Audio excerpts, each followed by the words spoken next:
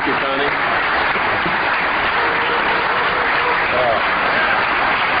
Thank you.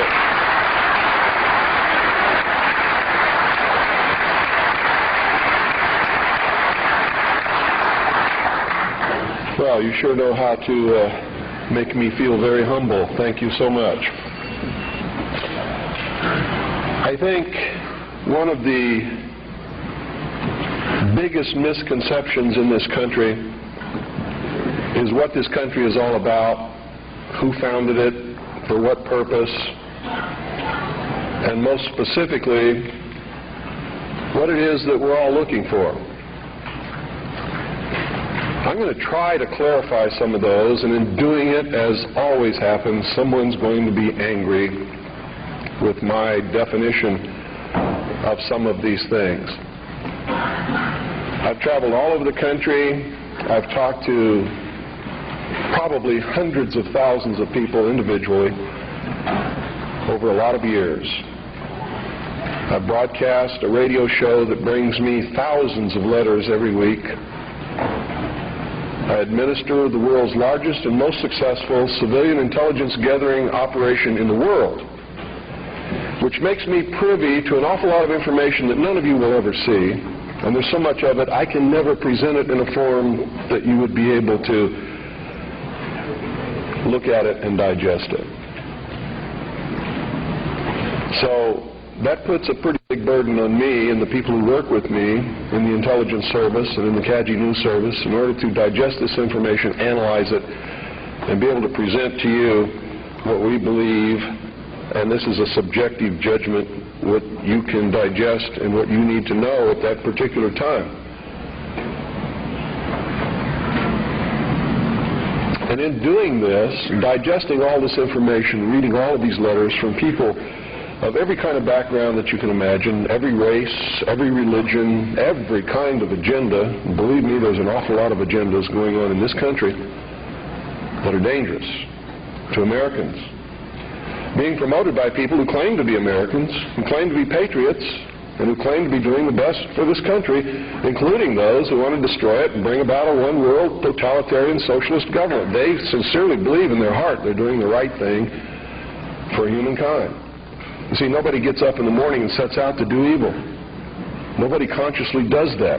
I've never met any person in my entire life who said, I'm evil, I'm going to do evil things, I like to do evil things, I want to do evil things. They don't exist, in my knowledge. They may exist somewhere, people like Jeffrey Dahmer. And I believe that even Jeffrey Dahmer probably rationalized what he was doing in his own mind to make it right. Isn't that the way we all do things? Even if we do something wrong and we know we're doing something wrong, don't we attempt to rationalize it in our own mind and to our friends to justify what we're doing? So I believe it's a great fallacy to set out to brand those whom we disagree with as being evil people. The result of their actions we may perceive to be evil. We may perceive it to be bad. But I guarantee you those people don't see it that way. And when we present ourselves to them in that light, we're good and they're evil, do you think we have a chance of getting them to listen to us? Not on your life. It's not going to happen. So I think we have to change the way we talk. We have to talk to them in a different manner. Now don't take what I'm going to tell you standing up here today and compare it to what I say on the radio and expect the two to concur. Because when I'm here, I'm just Bill Cooper. I'm talking to you from my heart. When I'm on the radio, I am on a mission. And that mission is to slap people upside the head and wake them up and even make them hate me, if that's what it takes to get them to go examine what I'm telling them to find out that it's right. You see, I don't care how it's done as long as they wake up. If I have to be the bad guy that they're going to hate for the rest of their life, that's okay with me if I wake them up. But when I'm here talking like this, that's not my mission, because you're awake already or you wouldn't be here. You see? There's a difference between the people here and the people that I'm talking to over those airwaves. Big difference. An awful lot of you are steady listeners of the Hour of the Time and have been probably for many years. And when I'm talking on the radio, I know who you are, and I'm not talking to you. And I know that when you're listening and I talk about the sheeple, the stupid sheeple, it doesn't make you angry. You know why? Because you know you're not stupid sheeple, don't you? The person that gets angry has verified that I was right. Because he wouldn't get angry if he didn't know in his heart that he's a stupid sheeple. You ever been walking down the street, somebody comes running out and says, bank robber, stop that bank robber. Do you start running? Why don't you start running? Because you're not the bank robber, right? You get angry? No. Do you pay attention most of the time? If you're from a big city, chances are you don't even look around, right? If you're from a small town where I'm at, I mean, people will come running out in the street to see the bank robber. Because it's a small town and not much excitement goes on there, unless the IRS comes to mess with me. So, what I'm going to talk to you about today comes from my heart, from my experience in life, from playing this role as messenger, which I take very seriously, from my efforts to wake up the American people, from my family, from all the letters that I get, the people that I talk to, just like I've talked to many of you here today. I've learned some things. And I think these things need to be passed on to you. And I think you need to start examining yourself, your agenda, your mission. Who are you? What are you about? What do you believe about America? Is it true? Are you helping to divide us more? Or are you helping to bring us together? Do you really understand what this country is all about? Now, I know this is going to make some of you angry. That's okay. I know that it's going to open some doors for some of you. I hope that it'll bring us all a little bit closer together. And I hope that everybody, once you've examined your own particular agenda, will try to make it fit better into what we should really be doing. And I'm going to start off way back in history, folks, because that's really where it began. The human race is young in the whole scope of the life of the earth. We're just a young species, really. Haven't been around for a long time compared to everything else that's in this world. And I'm not talking about biblical years, and I'm not talking about theory of evolution years. I'm talking about from the time when you can see that man emerged on the historical scale of this world and began to affect other species and the world that we live in, and himself, by perfecting the ability to think. First original thought. See, there used to be a time in history when man was just like all the other animals. He didn't think, he didn't know good from evil.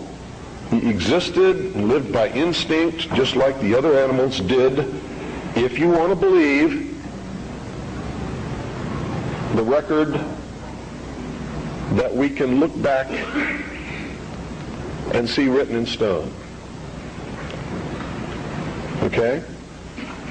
If you want to believe that there were creatures that ultimately became this thinking man that you see standing up here in front of you and sitting out there amongst you, didn't have this ability. Now, if you doubt that, read Genesis in the Bible, and you'll see that it's confirmed there. Wasn't there a time when Adam and Eve lived in the Garden of Eden? They were not to think. They did not know good from evil. They were just there to take care of the garden. Is that correct? So this concept and the biblical concept agree. Man just enjoyed what God had put there and sort of took care of the garden. Any dentist will tell you that our mouth was not made for eating meat. So ancient man most probably ate vegetables and nuts and things like that, roots. Doesn't mean that I'm telling you to become a vegetarian, because I'm not. You see, I really believe in freedom. I believe you should eat whatever you feel like eating. That's your business. But that's known to people who study these things as the age of innocence. Something happened that brought man out of that state, and if you're talking from a biblical reference, out of the Garden of Eden and into the world. He wasn't innocent anymore. He understood that he was naked, and that his partner was naked. He could think. He could look around. He knew when something was good and when it was bad, just as we all do here. When somebody comes up to me and says, well, how do we know which is the right way to go? I know that person is setting me up to justify his bad deeds, and I won't do it. You always know. We always know which is the right way and which is the bad way. The bad way sometimes feels better, so we may choose that way and justify it by rationalization in order to make ourselves feel better about the bad that we did. In the mystery schools, they refer to this mystical time of coming out of the age of innocence as the Luciferian philosophy. I've tried to illuminate you with this for years on my radio broadcast. In the Bible or in the church, they talk about the fall of man. Same thing.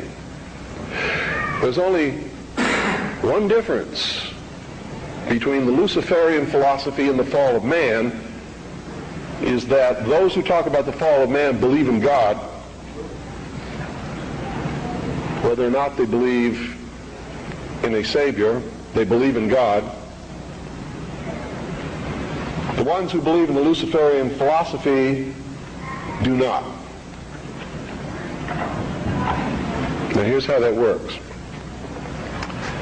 In the Bible we're told that Eve was tempted by Satan to eat of the fruit of the tree of knowledge of good and evil.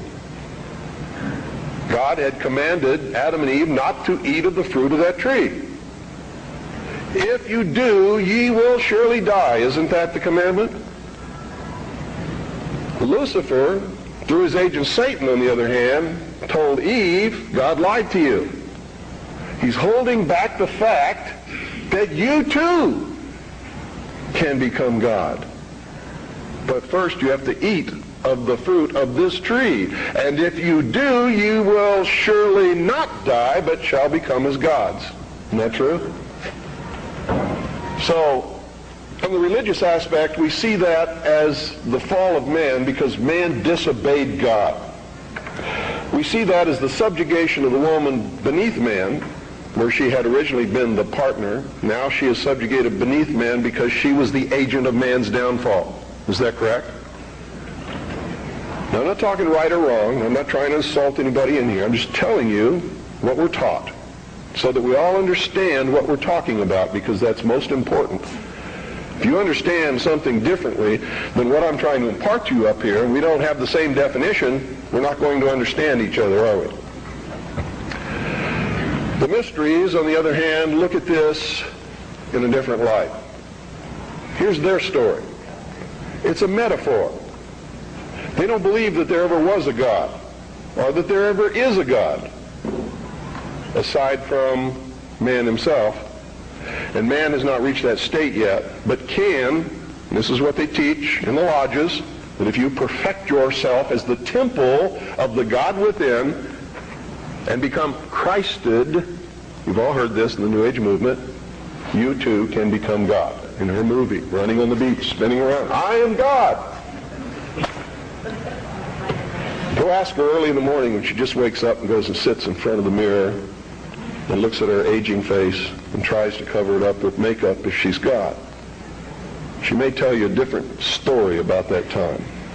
Around noon, she might be feeling better and become God again. But this is the reality of the human condition. We'd all love to be gods, wouldn't we? My question to Shirley MacLaine at one time was, please, Shirley, could you make me a universe? She sort of looked at me with this hurt look on her face as she confronted her mortality and realized that she was not God because she could not make me a universe. She couldn't even make herself a universe. She can't even make herself look young again. She's having a hard time paying some of her debts. God doesn't have that problem, does he? And in her case, she. Here's the way they look at it. Here's their metaphor for the end of innocence. Adam and Eve were held prisoner in the Garden of Eden by an unjust, cruel, and vindictive God.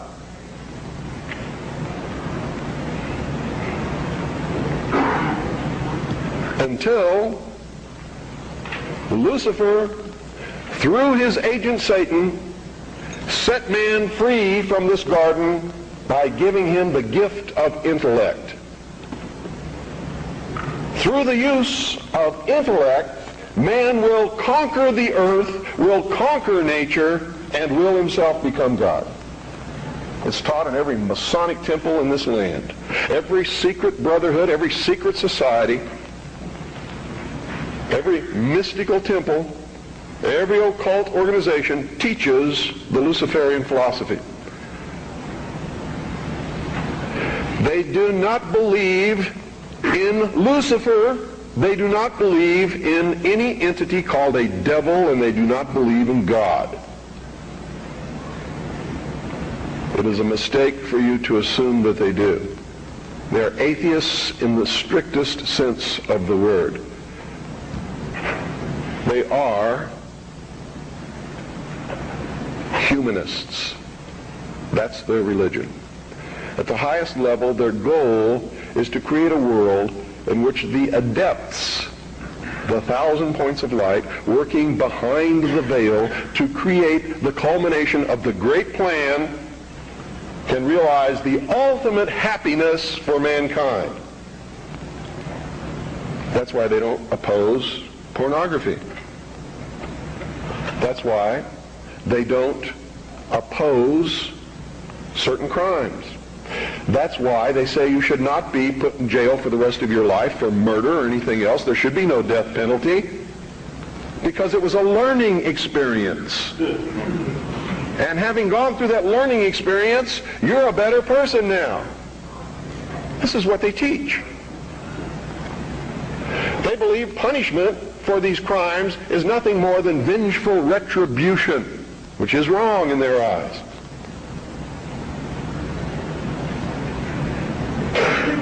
So these are really the two philosophies that we have competing with each other in the world today. Who brought man the gift of fire? Prometheus. Who was Prometheus? Lucifer. What was the gift of fire? Knowledge, intellect.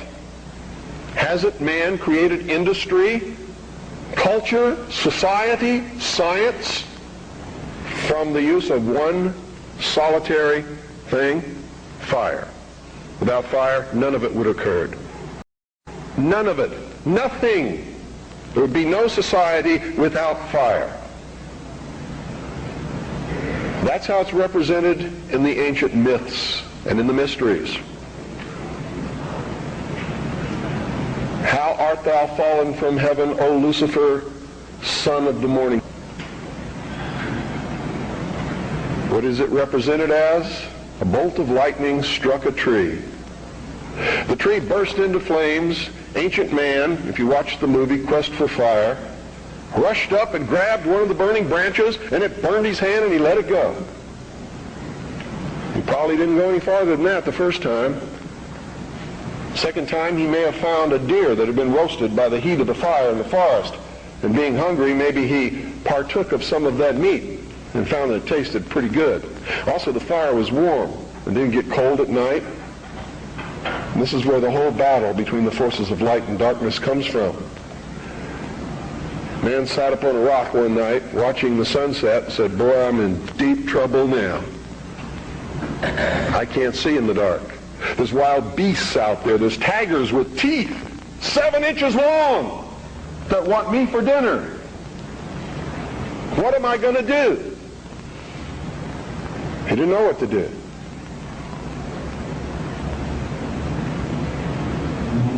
Neither would many of us put in that situation. But we would know one thing: we're in deep trouble. And so for a good part of his history, man sat huddled in the darkness in some place that made him feel secure, waiting to be saved.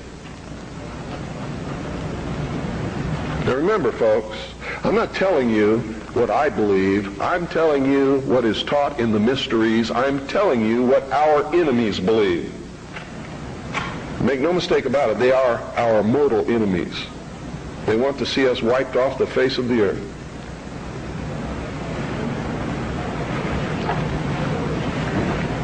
Man huddled in this darkness, fearful, trembling, cold, hungry. And around about he could hear the beasts roaring. And sometimes they were roaring because they were after him. And sometimes he was eaten.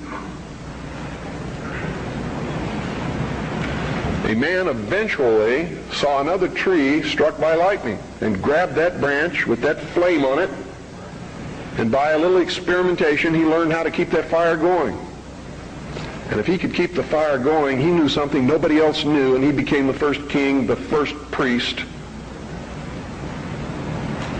the first scientist, all rolled into one. And he would burn this fire and keep it going. Another man in the cold of the night, wanting to escape from the terrors that were out there, would gravitate toward this glow, and they would see this man sitting there. And if he was kind, he would let them come to the fire, and they would be warm, and they would be protected, because if the wild beast came, he'd pick up a branch and shove it in its face, and the beast would go away. And so the forces of light overcame the forces of darkness, and in the sunshine of the morning, the newly risen, resurrected child that had died the night before, their Savior, warmed them and saved them from the terrors of the prince of darkness. You have to study these things to understand your enemy. Any general who ventures upon a battlefield without understanding the enemy is doomed to defeat. Just like a militia that forms itself upon a peninsula has already created its own concentration camp, unless it has a navy.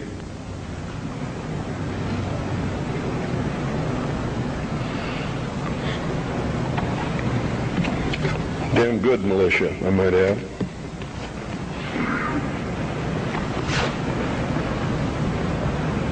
What is the upshot of this? What am I getting at here? These people believe, and they have conducted themselves according to their belief and their philosophy since the very dawn of man. These people learned how to control others through the use of a hidden knowledge. This ability to keep that fire going was a technology that nobody else knew.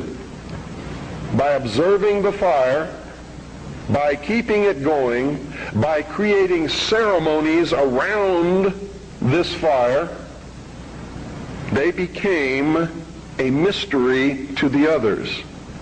A mystery always holds sway over those who don't understand it. And the priesthood was born. No king ever existed without the permission of the priesthood. And I don't care what religion you're talking about or what period of history you're talking about, it is the truth. The kings never had the power and don't to this day. Kings exist at the whim of the real power, which is the priesthood standing behind the throne. And when the king ceased to be of benefit to the priesthood, they would simply poison him or get rid of him in some other way. The king is dead, long live the king, and there would be another king appointed. There was even a time in history when the king was a sacrificial king, just like John F. Kennedy was in the Temple of the Sun known as Dealey Plaza. They would pick a young man at the height of his virility, appoint him king for 1 year. During that time, he could do or say or command whatever he wanted. The priesthood was always there to make sure he commanded the right things, have any woman that he wanted, and at the end of the year, he was ceremoniously sacrificed upon a rock, his heart ripped out, his body dismembered into 14 pieces and scattered over the land. And this is where the legend of the Osirian cycle began. It was to ensure the fertility of the crops of the next year. And young men would volunteer for this in their patriotic duty to their kingdom, to their family, so that they could have prosperous years. Much as our young men may volunteer to rush out over the water to a place called Kuwait or Iraq and die in the God-forsaken sands of a place that nobody can even find on a map and never heard of until it happened, all so that he can be called a patriot, someone his family can be proud of. It escapes me how they can ever arrive at these conclusions, but they do, and the priesthood always takes the most advantage of this willingness to sacrifice oneself upon the altar of his country. The problem with it is very seldom really for the country. It's for the advancement of the agenda of the priesthood, whoever the priests happen to be at the time. Am I attacking the church? You better believe it. All churches, all organized religions that have existed since the beginning of the time. Am I attacking the religion of individuals? Never, not on your life. He wasn't trying to create a big church. He knew what happened to those things. And you're all wrong about that man. When you say you shouldn't get angry, you shouldn't curse, you shouldn't do things that upset other people, because that's what Jesus spent his whole life doing. He threw the money changers out of the temple. Don't you think that made some people angry? Don't you think it was rude to walk up to somebody's place of business, smack them in the mouth, grab their table, and throw it out the door? What about the time he cursed the fig tree? You know, pious Christians sometimes make me very angry. They don't even know Christianity. They don't know the man they're following. He was a revolutionary. He was a dangerous man. And by God, so am I. And so should you be. This country was founded by dangerous men. And the moment the people in this country cease to be dangerous men, it's going to be the day we cease to have a country. Their whole goal with this philosophy is to teach all men and women that the only end of life is to seek the utmost pleasure and happiness that you can get out of it, because when you die, there's nothing else. That's what they teach. That's what they want you to be. They don't want laws against sexual promiscuity. That's why they don't want families. That's why they don't want marriage. That's why they encourage homosexuality. There's a method to their madness. There's really not much method to yours, because you're operating from a place of ignorance. And until you change that, you're going to be bumbling around, bumping into each other, saying and doing the wrong things, not understanding the nature of your enemy. And if you don't understand the nature of your enemy and the weapons they use, you cannot fight that enemy. You can't fight the battle. You shouldn't even be on the battlefield. That's why you're losing the war. And don't tell me you're not, because I'm in a place of great knowledge about who's winning and who's losing this war. And I can assure you, you're losing the war. Doesn't mean it can't be turned around. But it'll never be turned around until you learn what you need to know. You don't even recognize half the weapons that they use against you. And some of them seem so insignificant that you don't even try. They want to create a world where everybody is happy all the time, doing all of the things that, if you're from a good religious upbringing, is wrong to do. If you're not from a religious upbringing, but you have a good brain and you understand the purpose of morals and ethics, it's still the wrong thing to do. If you're a thinking person. And then the priests had an army. Oh boy, weren't they happy with that? Their whole purpose throughout history has been to teach a small number of people how to become adept at controlling everyone else and presenting their societies as desirable to the profane, so that you'll go knock on the door and say, hey, can I be a member and be initiated, with the promise of learning some great secret. What is that secret? The secret is what I have just told you this morning. The secret is how to control everybody else. And you never understand how to control everybody else until you get to the top of this pyramid of initiation. Most people never make it past the third step. All above that are carefully chosen and nurtured and taught. And Americans, for all these years, have been looking around for the enemy. They've never been able to find an enemy. So those who control them were able to control them even better by giving them an enemy. That's what Stalin and Churchill and Roosevelt determined at Yalta. Who was going to be the enemy post-war? Turned out to be Stalin. And there was going to be this phony Cold War so that the population would never discover the real enemy. And I'm talking about the population of the Soviet Union as well as the rest of the world. You see, the enemy has always been here. It's your uncle, your aunt, your father, your mother, your brother, your sister, your nephew, your nieces, who belong to the fraternal orders collectively known as the mysteries. The very highest degrees of which, combined together, make up a secret order known as the Illuminati.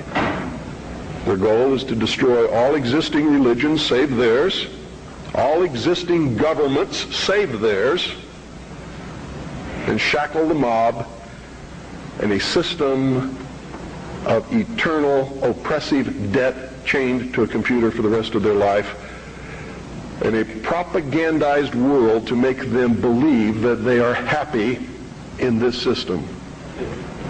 Now, do you think they're succeeding? Haven't I described to you just now exactly what is going on in the world today? Yes, they're succeeding. They're succeeding because the American people don't understand their enemy. They don't even know what's happening. People were extolling the virtues of Pat Buchanan and actually considering voting for that man for president, and he sent them all a postcard. And on the front of that postcard, he identified himself as a high priest of the mysteries. Because on the front of his Christmas cards that he sent to all of his followers was the penis of Osiris. the phallus, the obelisk, with a nice red bow tied around the base which represented the testes. You know what he was saying to you? Are there any children in here? He was saying, he was laughing at you. And so was every other member of the Illuminati.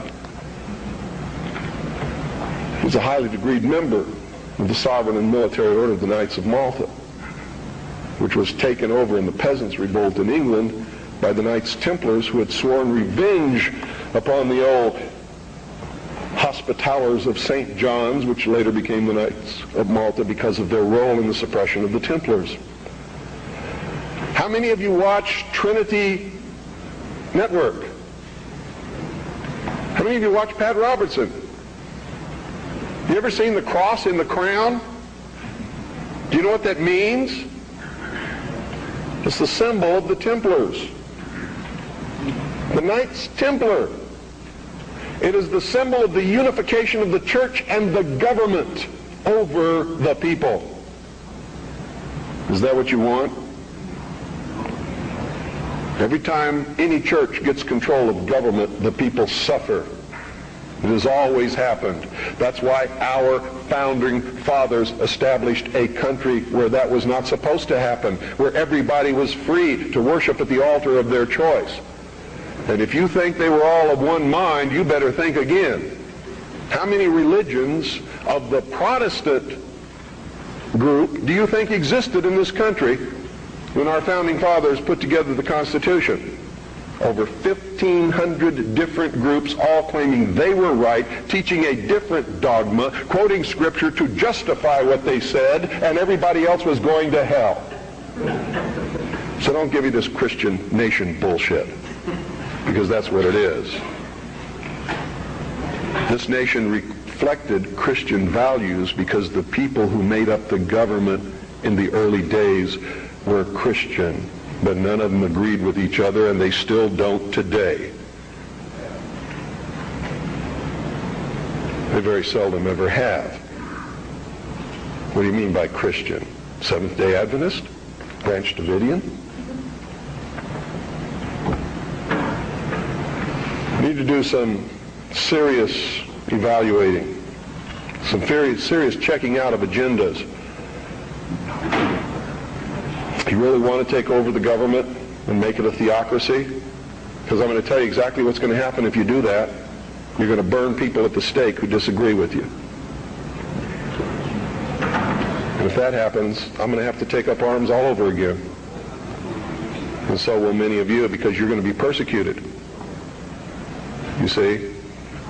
Because whichever one controls the government, you're going to have to conform to that teaching, and if you don't believe in it, you're a heretic. Do you understand what I'm talking about? What is our common bond truly? Freedom. Freedom. Without freedom, you can't be a Christian no matter what denomination you belong to. You can't be a Buddhist. You can't own a donut shop. You can't drive from here to Oregon.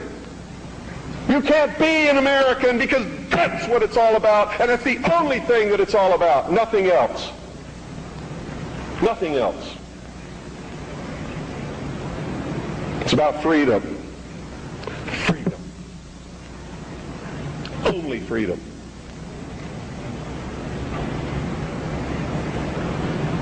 It means you have to let other people be free, even if they disagree with you. I had a tremendous admiration for the courage of those two communists who had the guts to walk up with their little communist sign and their communist flag. Two of them, young people, all alone, in that sea of America, militia, uniformed patriots. And I saw people who wanted to kill them.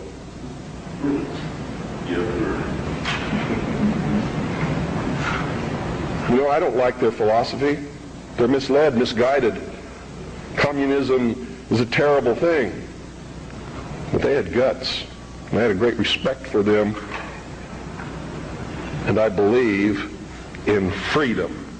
which means there is no way in the world that we could have had that meeting on your State House grounds this morning unless they had the right to do what they did. Then you had better understand that. Because if you stop them from having their freedom to make their political statement, you have stopped yourself. You have stopped everyone. And that must never happen in this country. It must never happen in this country. Because if it does, there'll never be another congregation like this, and you'll never hear me speak again because I'll be dead. And so will most of you. This country's about freedom. Because only with freedom can you have all of the other things that everybody professes that they want. It's the only way it can be done. I hear all kinds of misconceptions and misstatements. I have the freedom of the press. No, you don't. No, you don't. The man who owns the press has the freedom of the press. And he can say in his press whatever he wants, but you can't. That's why I get angry with Americans when they say, the Jews control the press. Who sold it to them?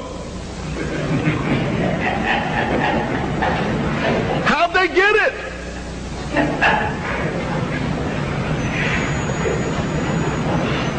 You want the press? Start a press.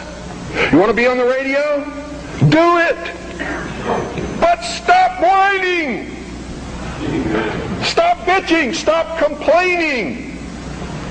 That guy that owns the press, that's his press. He can do with it what he wants. Just like you do with your car what you want because it's your property.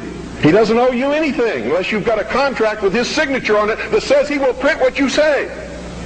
If you can't produce that, he doesn't owe you anything. That's America. You know what's wonderful about America? You can have a press. I have a press. How many of you have seen my newspaper? That newspaper's no joke. It makes congressmen cringe when they see it. It scares the hell out of the enemy. You too can have a radio show. I'm going to teach you how just here in just a couple of minutes. You too can publish books like this. I did it. The Harvest Trust is the trust for my children. I'm not rich. I don't have anything. You know how I financed this book? I sold copies before it was printed to people who believed enough in me to buy them. I don't have any money. I have my family. And that's all the wealth I ever need. I don't make any money from my radio show. Veritas has operated in the red from the beginning. It probably always will. But I got something that you don't have. I have a free press. It's mine. And I get to say what I want. And I get to publish what I want and print what I want because it's mine. And I'm free. And it's my free press. That's why I don't care if somebody calls up my radio show and says they don't like what I say. Screw you. Get your own show.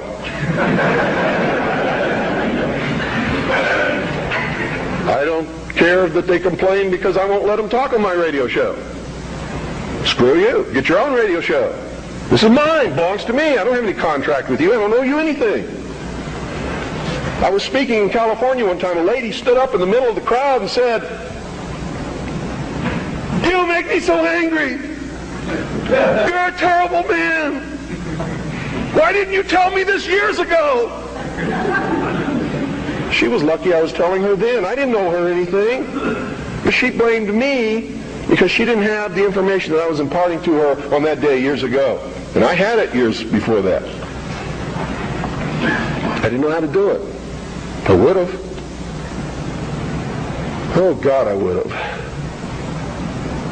You don't really understand sometimes what a terrible burden it is to know some of the things that I know and try to wake people up and impart this knowledge to them and find out that they just have walls built in front of them.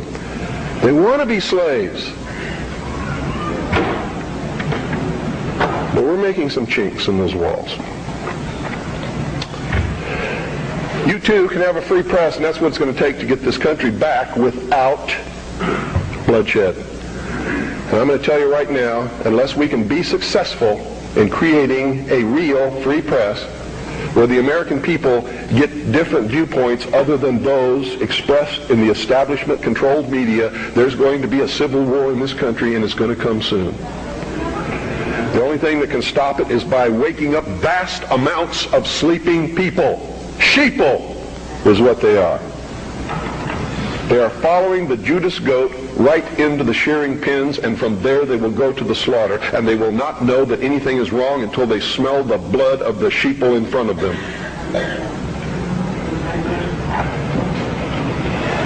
Anybody can publish a newsletter or a newspaper.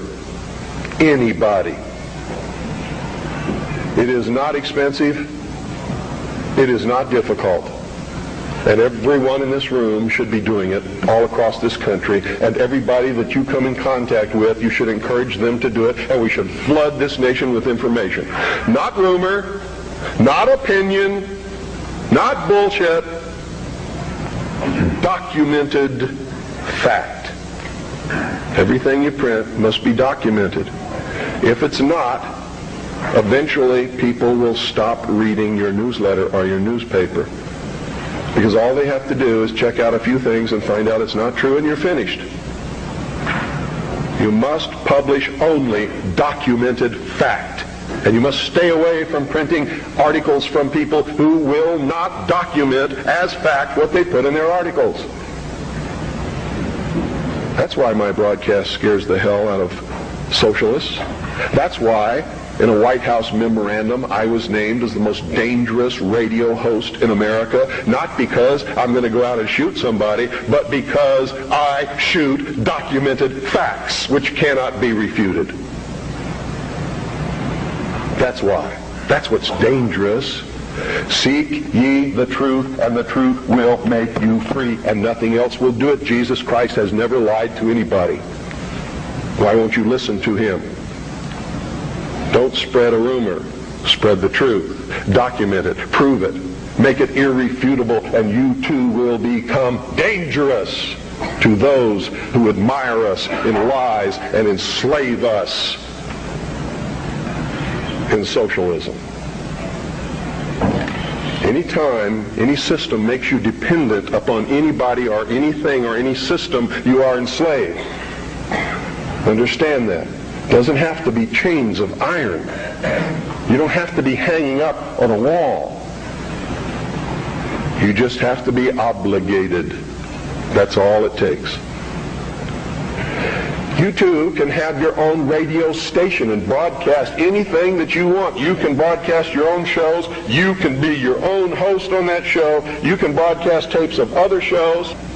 We encourage people to buy satellite receiving stations across this country, purchase a very simple FM, low-power transmitting kit, and set up their own FM radio station in their hometown.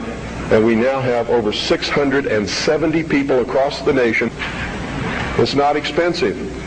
If one person cannot afford the cost, what is wrong with 8 or 10 or 15 or 20 of you getting together, pooling your money, buying one satellite receiving station, a small FM low-power transmitter, and setting up your own broadcasting station? I hope you will broadcast the truth and not some agenda. You see, what happens when you broadcast the truth is you piss everybody off.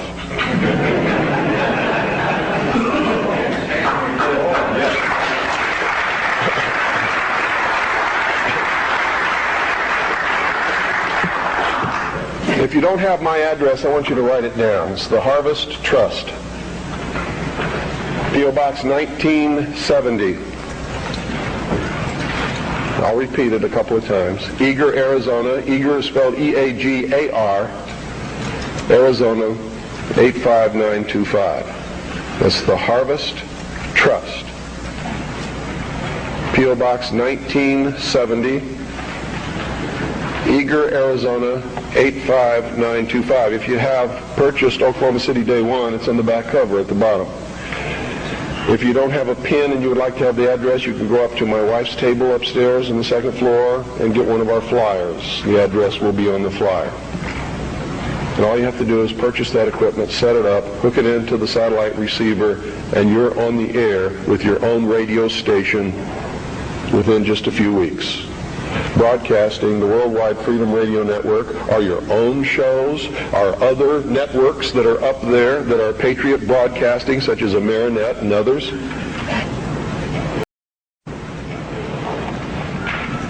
Understand this too. I'm not trying to tell you what the truth is, because sometimes the truth is extremely difficult to find. And sometimes we believe we're broadcasting the truth and it turns out we really aren't. But if we find out we aren't, we must be willing and instantly able to go on the air and say we were wrong and correct it. That's a responsibility that we all have to carry. It's embarrassing. I've had to do it several times because I'm a human being. I make mistakes too. The only difference being when I make a mistake, it's usually not forgivable. It's what happens when you become a public figure. Your wife can make a mistake, but Rush Limbaugh never! Right?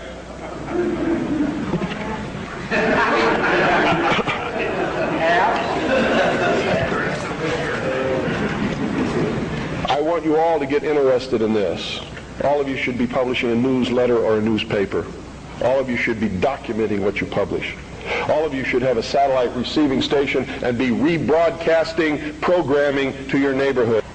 All you got to do is make sure that you're broadcasting on a frequency that's not interfering with any other broadcast. Which means you don't just check it at your house.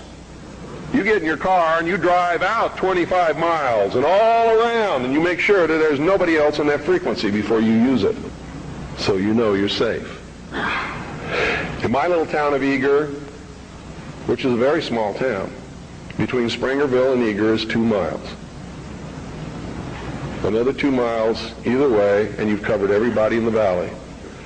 And I'm up on a big mountain in the middle of this valley where the town surrounds the mountain, and I'm broadcasting 6 miles in every direction in my town. And it's militia country. Arizona is dangerous for socialists.